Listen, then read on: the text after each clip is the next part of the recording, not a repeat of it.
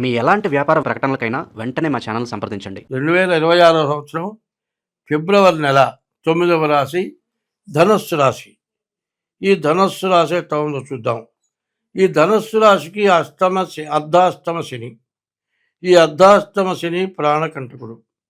ఈ శని వల్ల చాలా ఇబ్బందులు, చాలా కష్టాలు, చాలా నష్టాలు బాగా ఎక్కువగా కనపడుతున్నాయి. శుక్రుడు, రవి, రాహు బాగున్నారు.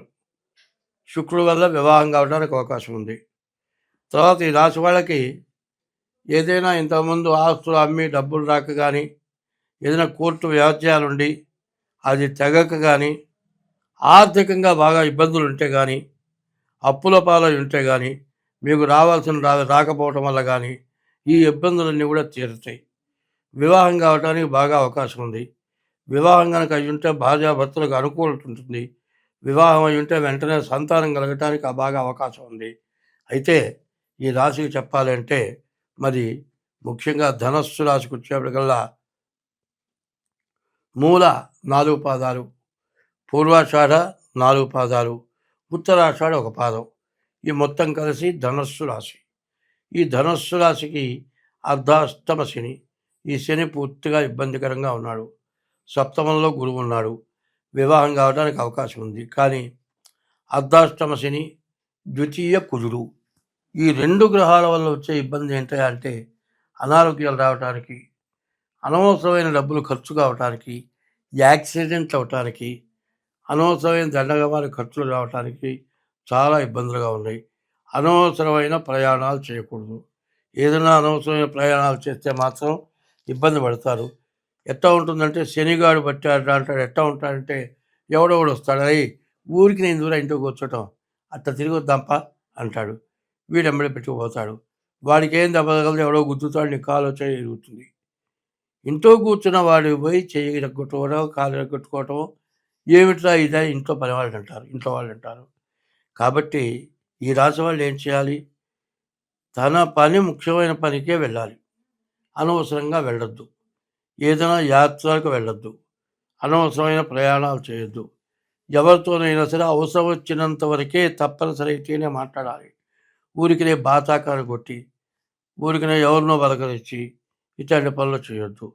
ఎట్లా ఉంటుందంటే ఆడ మనిషినైనా సరే బాగా పరిచయం మనిషి, ఇదివరకు నువ్వు మాట్లాడుతున్న మనిషితో కూడా పలకరిస్తే, ఎదురా నీకేం కావాలరా, నువ్వెవరా నన్ను పలకరిస్తావని ఎదురు తిరిగి తన్నే పరిస్థితి వస్తుంది.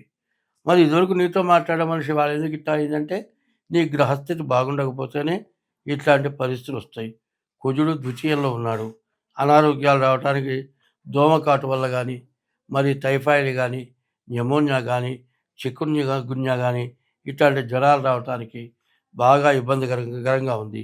యాక్సిడెంట్ అవటానికి, మరి ఇంట్లో అందరు ఎవరికైనా సరే అనారోగ్యం వల్ల అనవసరమైన డబ్బులు ఖర్చు, ఉన్న డబ్బులు చాలక అప్పులు పాలైపోవటం, ఇట్లాంటి ఇబ్బందులు వస్తాయి. ఇట్లాంటి ఇబ్బందుల టైంలో డబ్బులు దొరక్కపోతే ఎక్కువ వడ్డీలకి స్వాధీనపు తాకట్లు కనుక ఆస్తులు పెడితే మీ ఆస్తులు తిరిగి రావు. కానీ ఇప్పుడున్న పొజిషన్ ఏంటంటే ఇంతకుముందు రాని డబ్బులు కూడా రావటానికి మంచి అవకాశం ఉంది. శుక్రుడు బాగున్నాడు, రవి బాగున్నాడు, రాహు బాగున్నాడు. అయితే గురువు, కుజుడు, శని, గురువు, కేతువు, ఈ 4 గ్రహాల్లో 3 పాపగ్రహాలైనవి. ఈ పాపగ్రహాల బలం ఎక్కువగా ఉంది. నలుగురు మంచివాళ్లలో ఒక్క దుర్మార్గుడు వస్తే ఈ నలుగురిని కూడా ఏదైనా చేయగలడు. దుర్మార్గుడిని నలుగురు కలిసి కూడా ఏం చేయలేరు. దుర్మార్గుడిని నలుగురు విడివిడిగా కూడా ఏమీ చేయలేరు.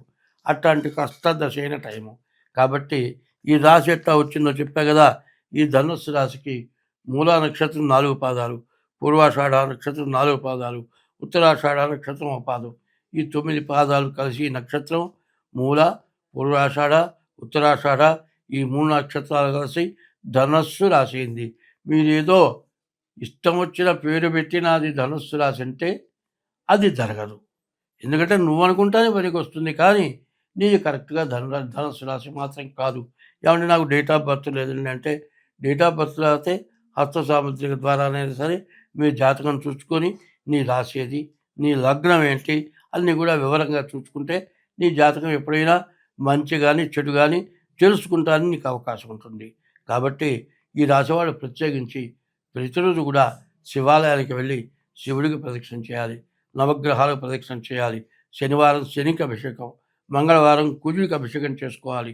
ఇది కాకుండా మీ డేట్ ఆఫ్ బర్త్ తెలిస్తే డేట్ ఆఫ్ బర్త్ ద్వారా కానీ హస్త సాముద్రిక ద్వారా కానీ మీ జాతకం చెప్పించుకోవటం చాలా మంచిది. జాతకం చూస్తే మీకు పూర్తిగా ఏమి చేయాలి, ఎట్లా చేస్తే మీరు ఇబ్బంది పడకుండా ఉంటారు.